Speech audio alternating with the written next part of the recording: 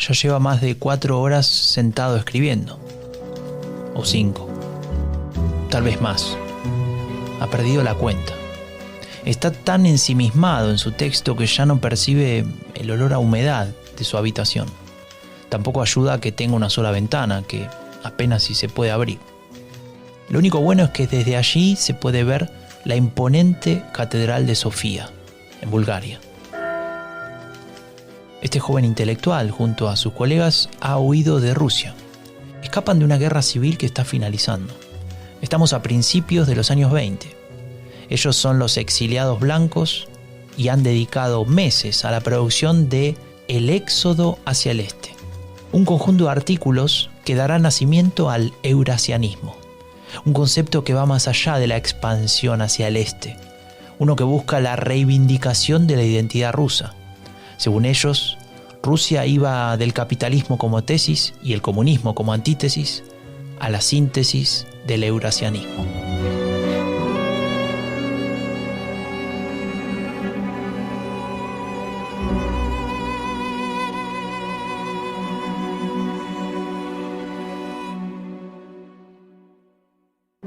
¿Alguna vez te preguntaste de dónde viene la narrativa de Donald Trump?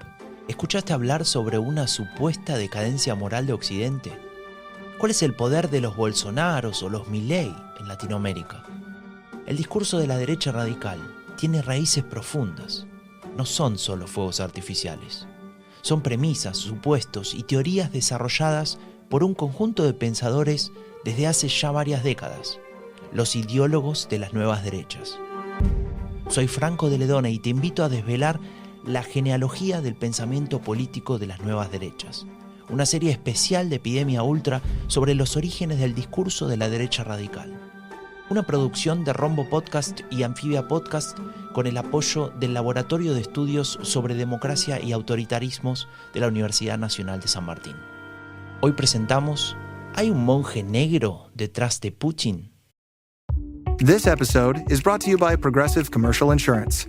Business owners, meet Progressive Insurance. They make it easy to get discounts on commercial auto insurance and find coverages to grow with your business. Quote in as little as 8 minutes at progressivecommercial.com. Progressive Casualty Insurance Company. Coverage provided and serviced by affiliated and third-party insurers. Discounts and coverage selections not available in all states or situations.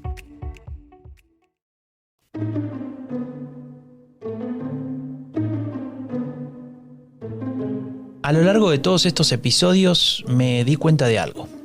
Hay un nombre que por una o por otra circunstancia siempre aparece. Como ese personaje que está en todas las fotos de la familia, pero no como protagonista, sino a un lado. Me llamó la atención y decidí poner el foco sobre él. Estoy hablando de Alexander Dugin. Algunos lo conocen como el padre del eurasianismo, y la verdad es que en una primera lectura sobre el tema se puede descartar ese título, ¿no? De hecho, el eurasianismo es algo bastante más antiguo. Luego leí que él era el consejero de Vladimir Vladimirovich Putin, digamos, su asesor de cabecera en temas geopolíticos. Y acá nuevamente leyendo los artículos de, por ejemplo, Marlene Laruelle, de la George Washington University, una de las académicas referentes en el tema, me di cuenta de que esto no es tan así. Tal vez lo mejor sea hablar con una persona experta. Y tenemos mucha suerte porque Melina Torús, que es licenciada en Relaciones Internacionales, nos va a poder ayudar. No solo a saber quién es Dugin, ese que aparece citado por la alt-right, abrazado a Alain de Benoist, o escribiendo sobre algún autor de la Revolución Conservadora, sino también a entender de qué se trata aquel concepto, el eurasianismo.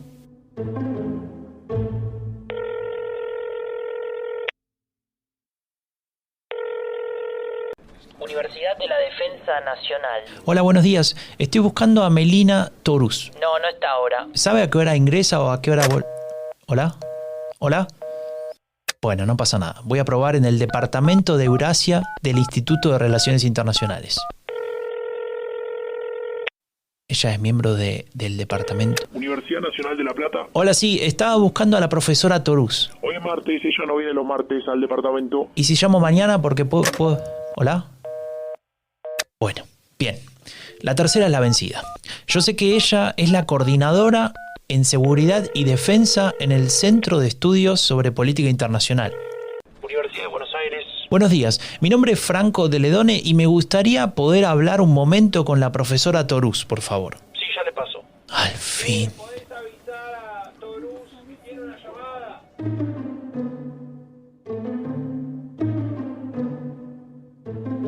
Luego de un breve intercambio, Torús no solo que aceptó a charlar conmigo sobre eurasianismo, sino que me pasó sus artículos al respecto. En uno de esos plantea el primer problema para entender el eurasianismo. ¿Qué entendemos por Eurasia? Bueno, lo primero que hay que saber es que dentro del desarrollo del eurasianismo hay distintas corrientes y diversas fases, como toda la mayoría de las corrientes teóricas, pero que sin embargo tenemos un problema de origen, si se quiere decir, que es respecto a qué entendemos sobre Eurasia, ¿no? Porque si bien se da de entendido que es una región geográfica, cuyos orígenes obviamente se remontan a conceptos geopolíticos, tiene distintas delimitaciones que no son solamente geográficas, sino que también político-filosóficas o ideológicas. Por ejemplo, ¿y a qué me refiero con esto? Algunos autores definen a Eurasia como el territorio comprendido en la ex Unión Soviética, o como Asia Central, o como territorio que comprende desde Vladivostok a Lisboa, como decía Brzezinski en el tablero mundial. Pero sin embargo, como veníamos diciendo, el eurasianismo tiene su origen en el concepto de la geopolítica, ¿no? En específico nace en la Rusia zarista y después se desarrolla en la década de 1920, altamente influenciado por los pensadores eslavófilos de la época. Entonces, es una cuestión que el eurasianismo está presente no solo en la política exterior de la Unión Soviética y del Imperio zarista, sino también que en la Rusia actual. Y es esta pertenencia a Occidente u Oriente, o a Europa o Asia, dicho de otra manera. Este elemento es clave. Cuando hablamos de Rusia, ¿la entendemos como parte de Europa o como parte de Asia? ¿O de ninguna de ellas? Entonces hemos visto épocas, por ejemplo, como la época de Pedro el Grande, que fundó San Petersburgo, con la idea de europeizar, entre comillas, aunque no me vean, estoy haciendo comillas, si se quiere, a Rusia, con épocas como mayor foco en Asia, o simplemente como una especie de puente entre civilizaciones que unía a Occidente y Oriente. Una cosa que es interesante también y que tiene relación con ideas como por ejemplo el panrusismo o la teoría panrusa, es que durante la Rusia imperial se instrumentalizaba a lo que es la identidad rusa, y quizás también esto de la instrumentalización de la identidad rusa nos suena bastante conocido por los sucesos que están pasando actualmente, ¿no? Actualmente y desde el 2014 en Ucrania, donde Rusia, según Rusia, ¿no? Obviamente, está defendiendo a su población rusa que habita en Ucrania, y que incluso hay leyes que determinan que Rusia debe defender a la población que es étnicamente rusa por fuera de su territorio. Está claro que esto desemboca en el irredentismo. Algo parecido a lo que sucede en otros países, como hemos visto en episodios anteriores de Epidemia Ultra, como el caso de la Hungría de Orbán. Resulta evidente que estamos hablando de identidad y de nacionalismo panruso. Me pregunto entonces, ¿cómo vinculamos esta cuestión con el eurasianismo? Tenemos que tener en cuenta que en un principio era una doctrina que estaba construida en la idea de Eurasia, con todos sus problemas de definición geográfica de Eurasia, pero como un tercer continente que estaba entre Europa y Asia, inspirado básicamente en la idea de Tercer Roma, donde Rusia era un centro de una civilización particular que no era ni occidental ni asiática. After 6.5 years in power, Mikhail Gorbachev confirmed his resignation on television tonight. Я покидаю свой пост с тревогой, но и с надеждой, с верой в вас, вашу мудрость и силу духа. 25 de diciembre de 1990. Mikhail Gorbachev renuncia a la presidencia. Se trata de otro paso más hacia el fin de la Unión Soviética. Un año antes había caído el muro de Berlín. Es el fin de la Guerra Fría.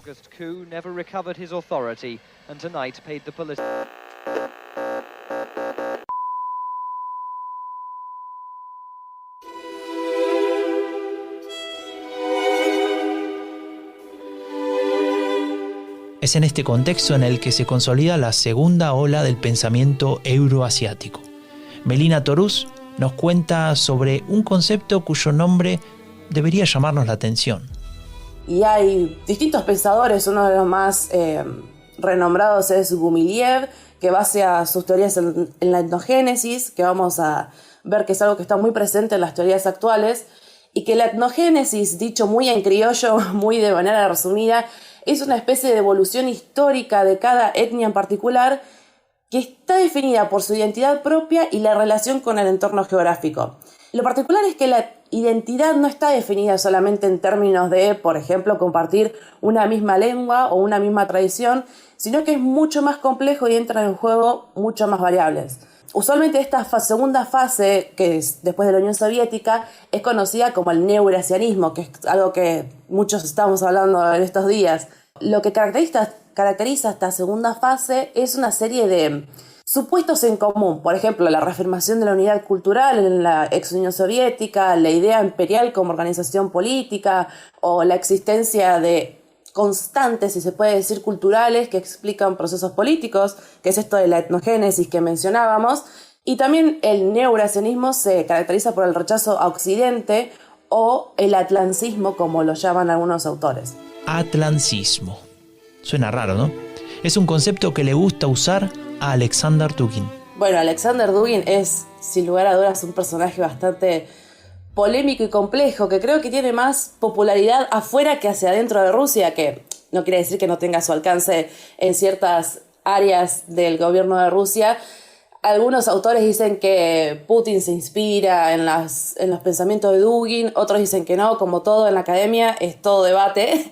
Pero sí, es un personaje que es bastante polémico porque tradicionalmente ahora se lo relaciona mucho con lo que es la nueva derecha europea, que nada, seguramente vamos a hablar en un ratito.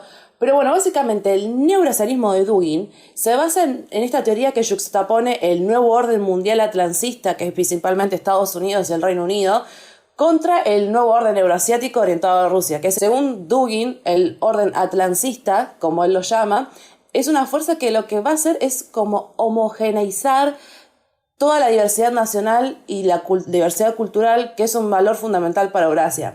Dugin también va a decir que Eurasia sufre una severa situación étnica, le dice, o una crisis biológica y espiritual. Son todas categorías que a él le gusta utilizar.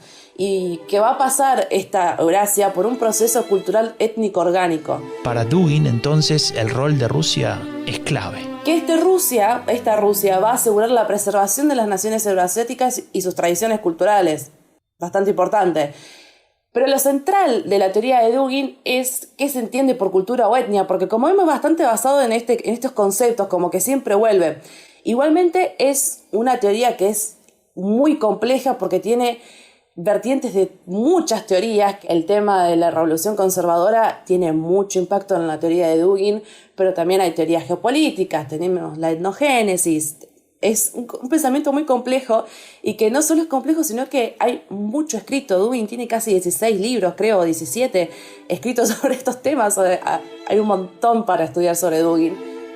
En esta serie hemos hablado tanto del rol de la cultura, la etnia, la identidad. Ahora ya empiezo a entender por qué el nombre de Dugin fue apareciendo en todas las fotos hasta ahora. Aprovechemos que Turús conoce su pensamiento. Sí, tal cual. Sí, tiende a tomar de muchas teorías. Bueno, por ejemplo, sostiene, que el atlantismo, esto que él dice que es el atlantismo, que es básicamente Occidente, pero es en esta contraposición a lo que es Eurasia, que se ve materializado en la globalización, este fenómeno que ya todos conocemos, pero él lo entiende como la imposición de valores e ideologías occidentales a nivel global.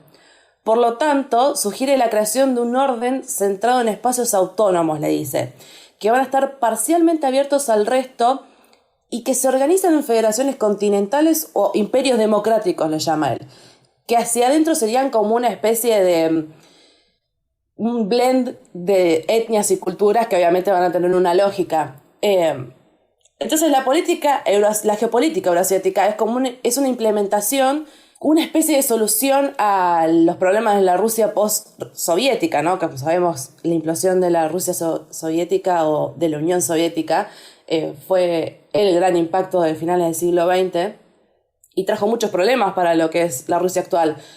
Una de las cosas que se le criticaba a la élite de esa época era la necesidad de centrarse en los asuntos internos de Rusia, porque tuvimos la cuestión chechena, obviamente la gran crisis económica, y que habían dejado por descuidado todo lo que es el ámbito internacional, ¿no? Porque lo que más se centraba Rusia en esa época era el vecindario, ¿no? Todo lo que es las ex repúblicas soviéticas. Me puedo imaginar a Dugin pensando en cómo aprovechar esa oportunidad que brindaba aquel contexto de la Rusia postsoviética. El fin de la historia, como lo llamó Francis Fukuyama. Una suerte de triunfo final del liberalismo frente a las otras grandes teorías políticas. Lo consiguió derrotando al fascismo en 1945 y ahora le llegaba el turno al comunismo. Sin embargo, Dugin tiene un as en la manga. Le llevará unos años, pero ese hombre que aparece en todas las fotos desarrollará algo nuevo. Algo que, según él, llega para desafiar a la hegemonía liberal.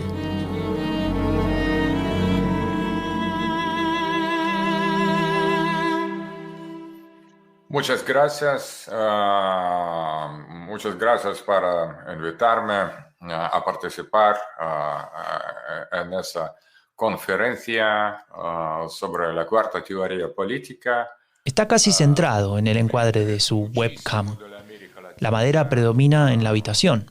En el fondo vemos unos armarios repletos de libros y poco más.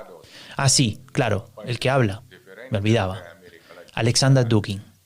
En Argentina, en Brasil, en otros países, en español, en portugués. Sí, habla español y varios idiomas más, debo decirte.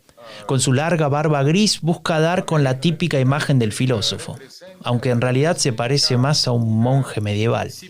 Y como acabas de oír, lo han convocado por videollamada a hablar sobre su cuarta teoría política. Sí, en un ataque de falsa modestia, de falta de modestia, Dugin se considera el autor de una teoría política a la altura de las otras tres: liberalismo, fascismo y comunismo. Sí, bueno, veníamos diciendo que era un personaje bastante polémico en sí mismo, Dugin. No lo caracteriza la humildad.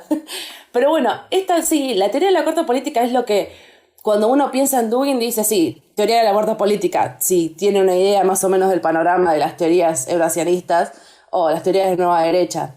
Entonces, lo que se conoce como teoría de la cuarta política proviene del libro que se llama igual Teoría de la Cuarta Política.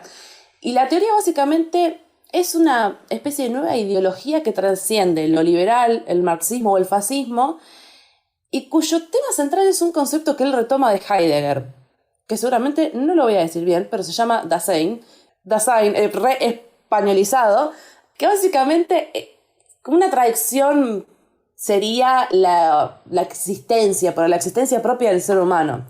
Entonces Dugin va a tomar, su objetivo es tomar elementos de los tres sistemas, o sea, el sistema liberal, el comunista y el fascista, y neutralizar o descontaminar, como él le dice, los aspectos negativos, como sería, por ejemplo, el racismo en el caso del fascismo, e incorporarlos a la cuarta política. Él va a decir que la cuarta política es una teoría que es atemporal, que es no moderna y válida para todos los tiempos. Esto del rechazo a lo moderno es algo que también está muy presente en Dugin y que también estaba presente en la Revolución Conservadora. Eso es otra de las cosas que él toma. Y se refiere al concepto de progreso como un agravante defectuoso, le dice, llegando a describirlo como racista o un genocidio moral contra el pasado.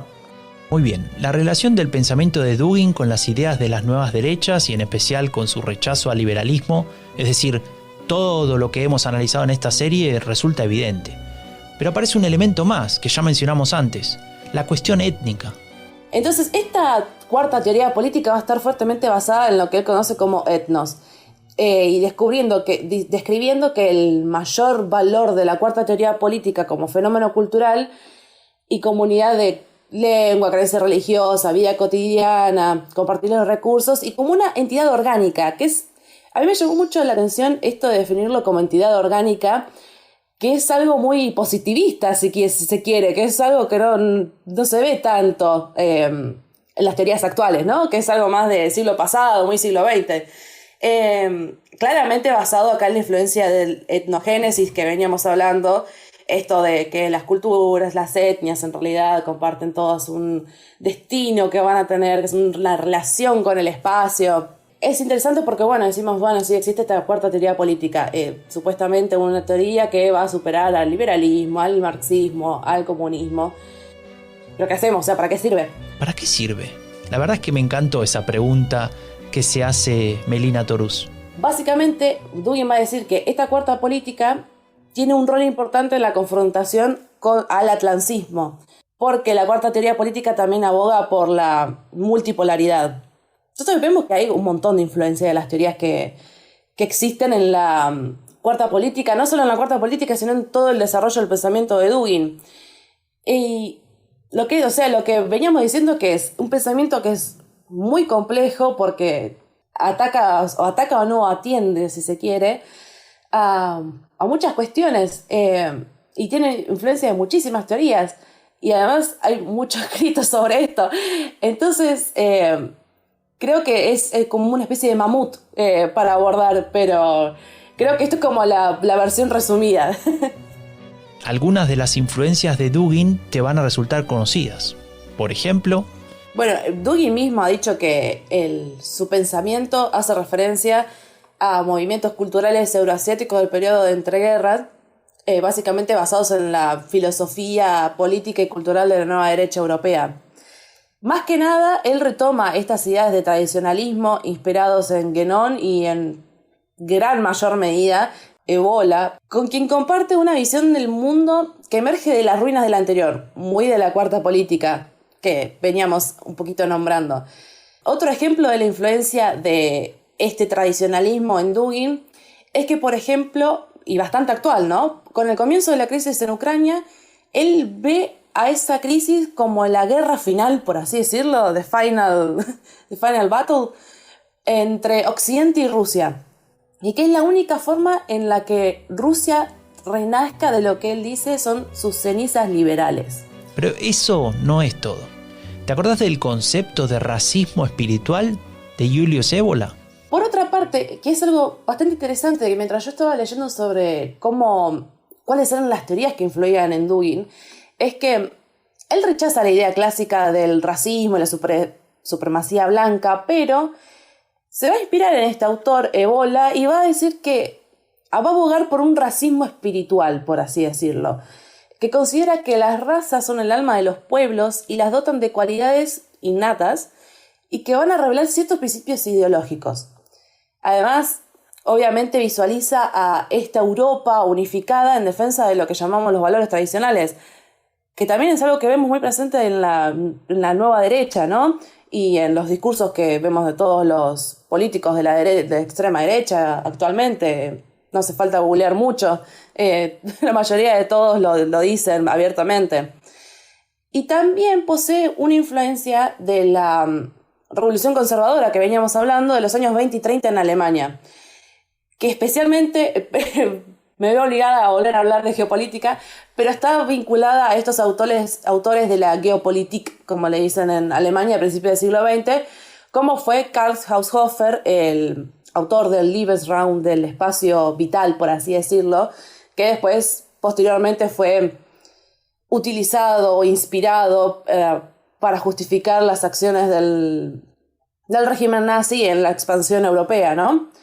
Y por supuesto, bueno, la gran influencia que va a tener Dugin va a ser los conceptos del eurasianismo clásico, del periodo de entreguerras, que es básicamente que Rusia es un eje de una civilización específica, que es Eurasia, la organización política imperial, que es algo bastante presente en la teoría de Dugin, y la identidad continental, esto que volvemos a retomar de la idea de la geopolítica clásica.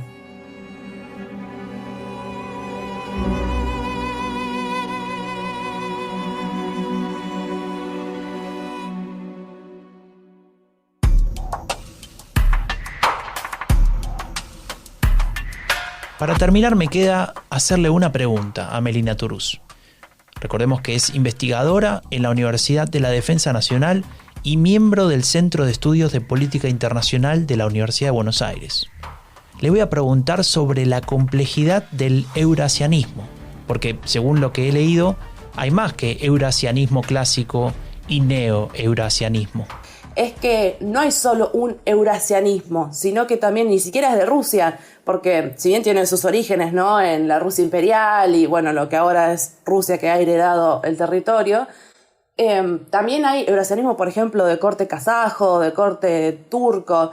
Tiene más que ver con los preceptos en los que se basa. Por ejemplo, el eurasianismo, que es de corte más asiático, va a decir que o reivindicar su asianidad, entre comillas de nuevo, más que en la parte occidental. Por ejemplo, el eurasianismo pragmático básicamente se basa en que Rusia posee fronteras tanto en Asia como en Europa. Por lo tanto, o sea, es como una especie de puente y debe tener intereses en ambas regiones y perseguir una política balanceada. Otra de las cualidades, por así decirlo, características del neo-eurasianismo es el rechazo a Occidente. Pero al mismo tiempo no se reclama como una potencia oriental o asiática, como sucede en los otros eurasianismos que veníamos hablando, que sí reclaman la identidad asiática. Entonces el neo-eurasianismo va a sostener que Rusia es un gran poder del sistema internacional y que el lugar que ocupa está fuertemente determinado por su geopolítica. Y el rol de Asia, que obviamente va a tener un rol importante porque es donde están las principales potencias hoy en día, como China, tiene un rol estrictamente instrumental. Es básicamente como posibles aliados o en oposición a la hegemonía estadounidense. Y aquí es donde vuelve a aparecer este personaje.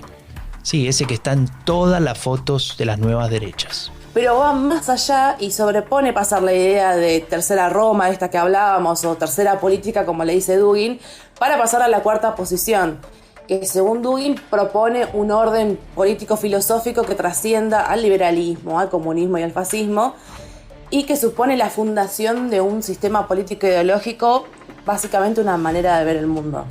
El pensamiento de Alexander Dugin es citado e incluso reivindicado por diferentes expresiones de las nuevas derechas. Su visión de la política internacional, del nuevo orden que debería establecerse en el mundo y el rol que en él juegan conceptos como la identidad, la cultura o la etnia, seduce a muchas expresiones ultraderechistas a nivel global. Pero tal vez lo que más interese a los seguidores de las nuevas derechas sea que Dugin ofrece una alternativa al liberalismo y a los valores democráticos. Eso que vienen haciendo los ideólogos del pensamiento político de la derecha radical desde hace más de 100 años.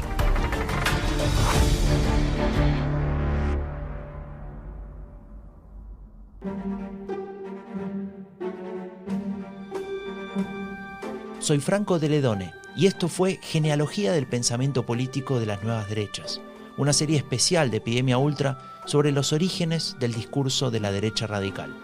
Una producción de Rombo Podcast y Anfibia Podcast con el apoyo del Laboratorio de Estudios sobre Democracia y Autoritarismos de la Universidad Nacional de San Martín.